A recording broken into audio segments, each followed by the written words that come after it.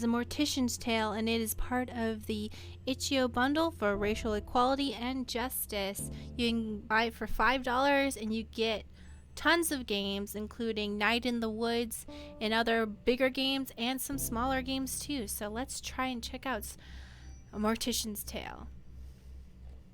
It is a death positive game. September 14th, 10:15 a.m. So this is a game about death positivity, which reminds me of the YouTuber Ask a Mortician, who I enjoy greatly. Welcome, Charlie. Nice to meet you. My name's Matthew. I'm mainly going to be the man who delivers the bodies to you and help with some of the more heavy lifting. Ever hear that joke about a hearse driver? I'll tell it to you when I come by in a bit. Looking forward to working together. I think you'll enjoy working here. Amy is a sweetheart, but she runs a tight ship. Nothing you can't handle, I'm sure. She wouldn't have hired you otherwise. Cheers and good luck, Matthew. From Amy Rose to Rose and Daughter staff. Hello everyone. I'd like to take this opportunity to introduce our new funeral director, Charlotte, or Charlie as she has told me she likes to be referred to. Charlie is a recent graduate who came highly recommended and is eager to begin her career here with us at Rose and Daughter Funeral Home. Please take the time to make Charlie feel at home within our little family.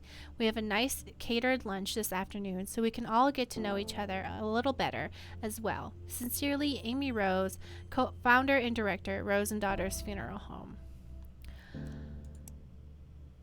Hello, Charlie. Hope you're settling okay so far. Matthew should have dropped off your first body for you to work on. He said you were really friendly and he's glad to have someone young and lively to work with. You'll get used to his sense of humor.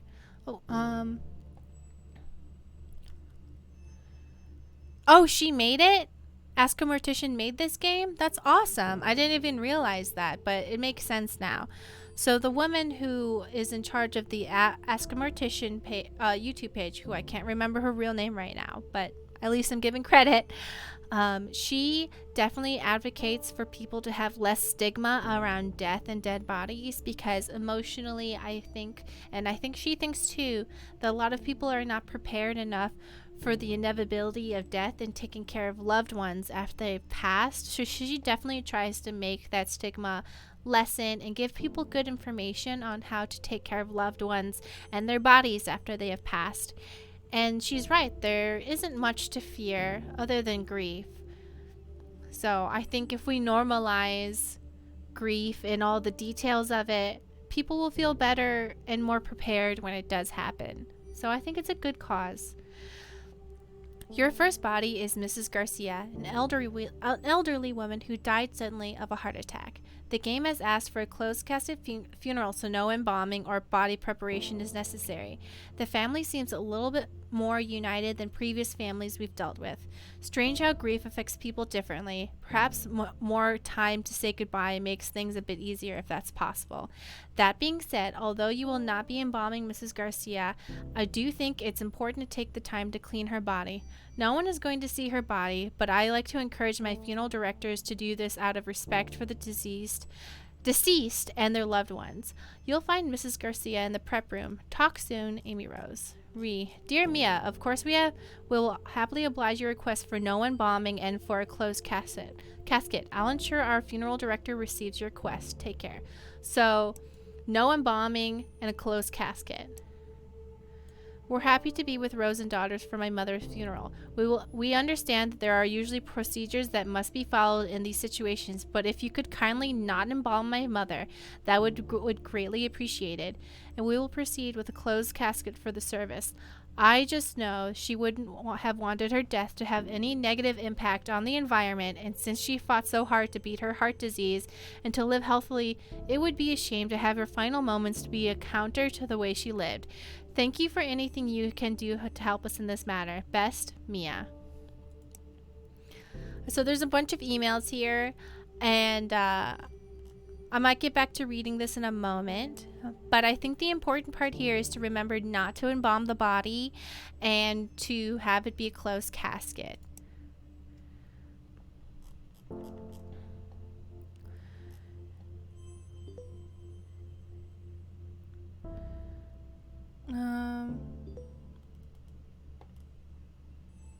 Okay, Rose 642 says, I googled and I'm right, she was involved making it. So Ask a Mortician was in here. Sure thing, I'll get right to it. So no embalming. I hope I don't accidentally press embalming fluid, disrespect everybody. Let me know if the music and my voice are comparable. This is the prep room where you will prepare bodies for burials and viewings. Because the family has requested a closed casket ceremony with no embalming, you are just going to clean the body. Click the sponge and drag it over the body to clean it. This kind of reminds me of those Barbie games, but instead of Barbie being diseased, it's a dead body. It's not that much different. I'm gonna be real with you. This is exactly the same as those Barbie flash games where you have to have Barbie give birth to Cthulhu or something like that. Lemon C says, oh shit, I accidentally clicked the be an asshole option. Pray Jude says, hey guys, when I die, just bury me. That is actually an option. You can ask for a natural burial. Iconic flash games. The girl games. YouTube doesn't let us make videos about girl games anymore. That's it, you're done. Mrs. Garcia will be sent to Mike, who will take care of dressing and put her in the casket. It's time to go to Mrs. Garcia's funeral. You are responsible for taking care of the deceased body, but it's also important to pay your respects to their loved ones. Follow the arrow to head to the funeral parlor.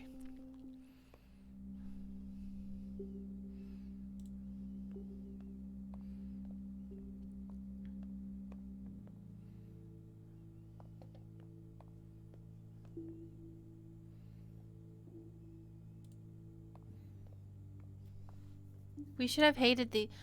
She would have hated these paintings. She was so particular. Yeah, at least she doesn't have to see them, I guess. That's... yeah, I guess.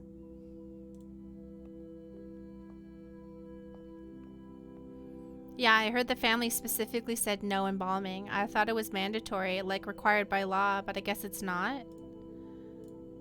Embalming weirds me out. Do those chemicals leach into the ground? Seems strange to be using a chemical that is known to cause cancer and putting it in the ground like that. Or in the sewer. That's what they must do with the leftover formaldehyde, right? Just pour it down the drain? At least embalming guarantees you won't be buried alive. Stop it. Don't make me laugh right now. Mommy, I'm hungry. When can we go?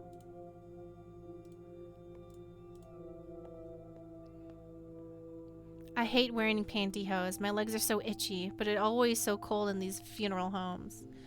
I think I might actually miss those sweaters she used to knit for me now. We usually don't small talk a lot at these things. At least that's what I was always taught.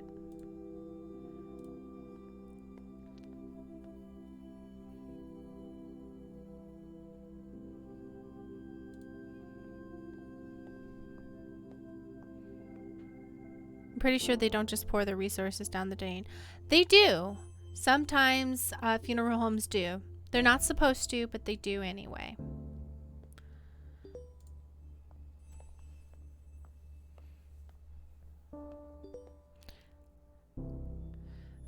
Louisanne96, I find the idea of becoming a tree when you die pretty cool, but also I don't know anyone else who knows shit about gardening. That reminds me of a movie called The Fountain, and I know a lot of people are probably going to feel very differently about this movie because it is problematic in some ways. At the time it wasn't, but when you get older, you're like, wait, that's kind of like, you know?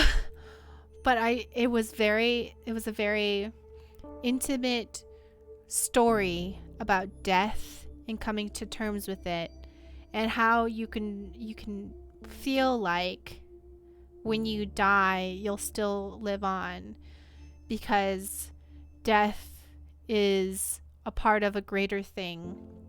And the main character, one of the main characters, who, no spoilers, is dying and in the process of dying. And she's like obsessed with Mayan culture, and she wanted a tree to be planted on her body because she believed that the tree would grow and eat her body, and then she would become the tree, and the tree would make fruit, and the birds would eat the fruit, and then she would become the birds. And I always felt like, even if you don't believe in anything, that always made me feel really good. That if I die, the different parts of me will become different things. So it's not like I ever ceased to exist. It just, I'd be a different form. That's how I feel, but, you know. Batia says the fountain was weird, although I saw it when I was really young. Here are the instructions for your next body. You did a remarkable job on the first one. The family was very happy with you. No small feat, of course. Pleasing a grieving family isn't exactly the most comfortable of jobs. Your next job is a man named Dr. Duval. An elderly man, died of old age. Nothing fancy, just a standard funeral with embalming. You can reach out to his daughter Lizzie Duval if you have any questions. She's handling her father's passing as well as can be expected. As always, don't hesitate to ask me any questions. Best, Amy Rose. P.S. Charlie dear, please remember to wear proper embalming gear. Formaldehyde is extremely dangerous. I know I don't need to tell you, but my maternal instincts are hard to ignore. I promise I won't mother you too much. Well, just a little. Ask Matthew, he knows.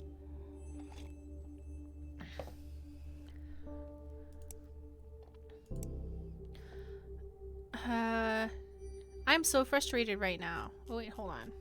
Start from the beginning. Can I rant for a second? I'm just so tired of hearing strangers, colleagues, anybody cough, male colleagues cough, get on my case for wearing corsets. I wear them under my blazer and over a nice blouse, so it's not like I'm dressing inappropriately, even though dress codes are sexist BS anyways, and like I hate how misogyny gets veiled in faux concern. Jen, I'm just worried you're damaging your body. You know what corsets do to livers, right? Corsets don't ruin anything to livers. They're definitely not hurting me as much as your condescending is hurting my head. Sorry, I'm out of sorts right now. I'll send you another email in a little bit when I've cooled off a bit. I sometimes wear corsets on stream and stuff. Lately, I have only been wearing bras when I really need to because my boobs are old and huge. I'm not trying to be sexual about this. I have enormous breasts. They're huge and they're heavy. I love having them and I love that they're a part of my body, but there are negative impacts. And wearing a corset seriously makes my shoulders feel so much better because it's pushing them up and it's not putting weight on my shoulders. And you don't have to tight lace your corset. You can just put it on normally and just have it be like a normal tightness, and it'll just hold up your titties. So if you have big fat titties like me, big humongous juicy beautiful boobies, try a corset, because my shoulders hurt really bad sometimes, really bad, and that helps. It does. And also if it makes you look really good, it makes your boobies pop. I'm not wearing one right now, but sometimes I do, and I try to let everybody know because I don't want to feel like a liar or something.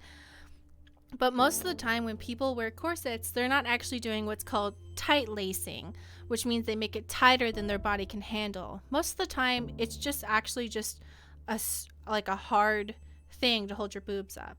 What people are doing now with tight lacing is what they call waist training, and that's actually what's harmful. But at the same time, I respect other women's choices on what they want to do with their body. You know what I mean? If another one wants to do that, that's fine. But it is hard with that. So, did men used to wear corsets too? I don't know. Murasakin says, I wear corsets and have big boobs too. Corsets lift them up and align the back. Yeah, it's actually made a big difference in my posture and my pain. So, all right. So let me explain this in a bit more detail. A colleague and I were discussing the tight lacer's liver. She's just about to talk about it. Specimen we have here in the museum. It's from a woman who died in 1907. The liver is tapered inwards from what the doctor leading the autopsy believed was too tight lacing on her corset. It's fascinating because it's kind of a controversial topic. Tight lacing was super popular, and while people associate it with the fainting or hysteria, it's also been associated with visceroptosis, which is when the organs fall to the lower part of the abdomen, right? Which is super unsettling, but it can also be caused by being pregnant. So, too long didn't read, corsets probably mess up some bones, but likely didn't do this kind of internal organ damage. And I'm tired of the condescension about my wardrobe that implies I don't know what I'm doing. These are the things I specifically researched, and yet am treated like I know nothing about it. I'm having a day, Charlie. Jen Hart, museum curator.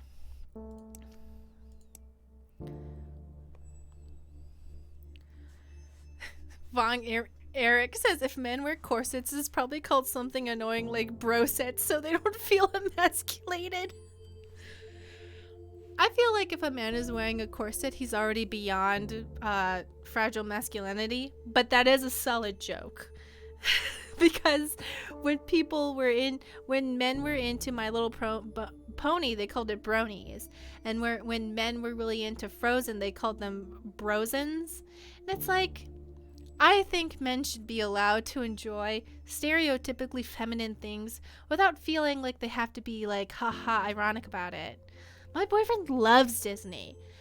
And like, I have had friends be like, are you sure he's not gay? And I was like, if he was gay, he wouldn't have a problem telling me. So maybe he's bisexual. Who knows? But it doesn't matter. Like, he likes Disney. Leave him alone. Man bun, man purse, Brazilian. Yeah, you guys can just like feminine things and want to do. So I'm wearing my stuff.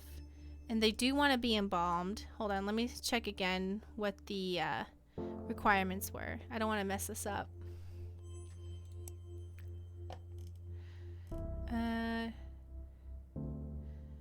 Standard funeral embalming. You can reach out to his daughter Lizzie if you have any questions.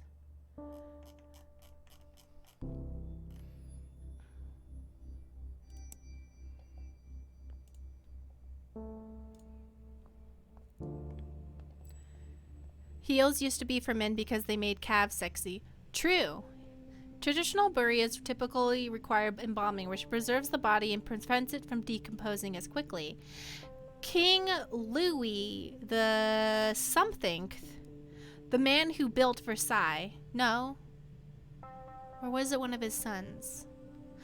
One of the French kings, he had heels. And because everyone kept copying off of his style, he said only he was allowed to have red bottom heels.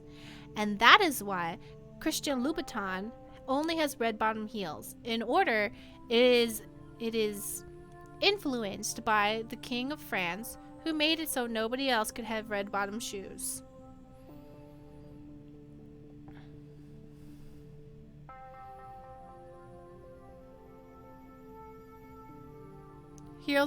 Weren't heels designed for horse riding? I'm sure there's all different reasons why heels were created and banded and created again.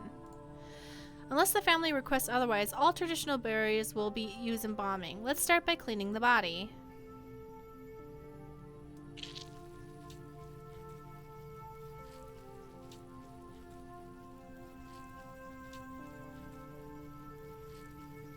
Alright, I thought those were maggots all over his body, but apparently that is hair, so we're fine. In order to break rigor mortis, you'll have to massage the body. Click and drag over the body to massage it. Oh, so this is like really informative, and I'm learning things about the human body. The eyeballs deflate once the body starts decomposing. Click and drag an eye cap into each eye socket to give it shape. I really enjoy learning this. This is cool. Click and drag the glue onto each eye to shut it. I enjoy knowing about this in a very calm and not a weird way kind of thing. I enjoy having a calm, relaxed atmosphere while showing me what it's like to embalm and help a body be presentable. I really think this is very nice. I like it.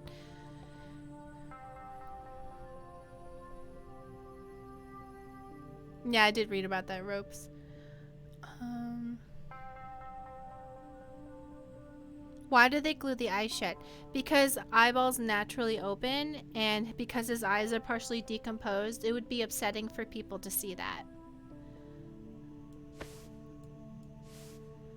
To keep the mouth shut from opening, you'll need to suture it shut. Click and drag the needle and thread over the jaw to close it.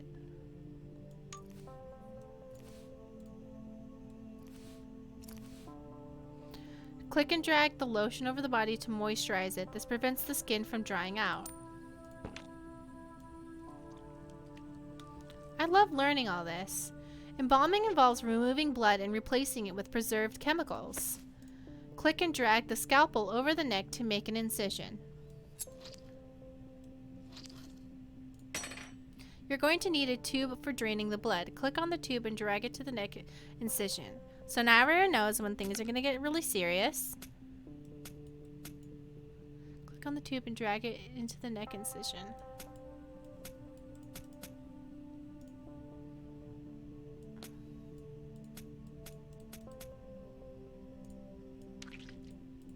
Oh, there we go. Click on the cannula and drag it into the carotid artery. This is how you'll get the preserving chemicals into the bloodstream. Into the carotid artery. Okay. You'll need to connect the embalming machine to the cannula, grab some additional tubing, and drag it to the cannula. Alright.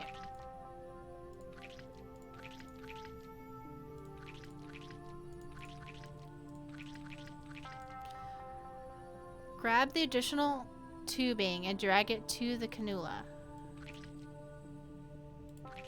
Oh, there we go. Okay. Click the button on the embalming machine to turn it on.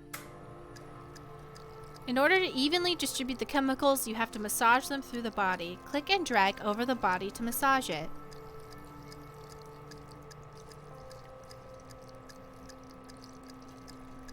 In order to evenly distribute the chemicals, you have... Okay.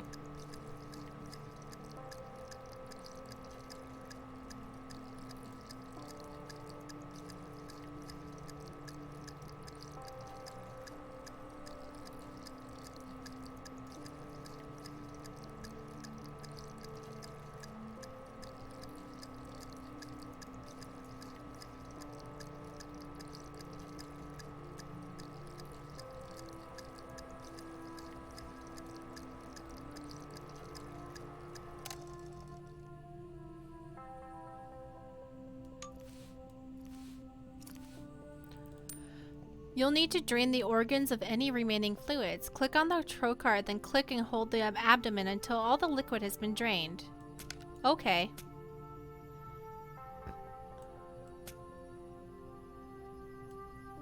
Do y'all feel like this is informative and helpful? I hope you feel that way.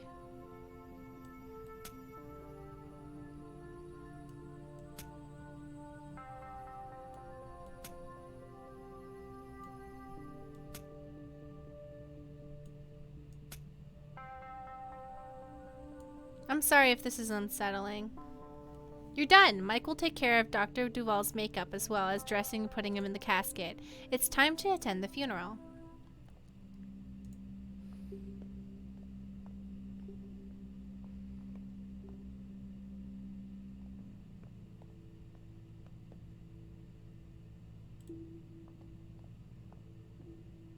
Came out of nowhere. I mean, it always sort of does, doesn't it? Yeah, 1 minute you're laughing, having fun, and the next, poof, that person is gone. Just like, gone. Yeah, it's weird to think about for too long, like staring at the sun. I start to feel all fuzzy when I think about it. So weird how our bodies just stop working like that. Yeah. Yeah. So strange not seeing most people wearing white. White? Yeah, I think it's different for different family members. I can't remember. I haven't gone to many traditional funerals. It's mostly white, but like definitely not red, no matter what.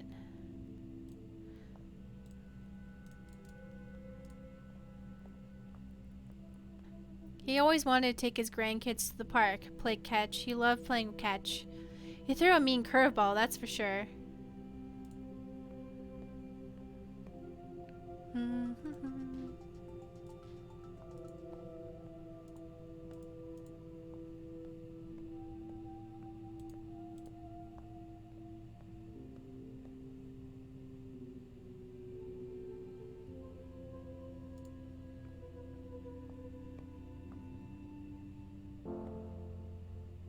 December 2nd, 10:22 a.m.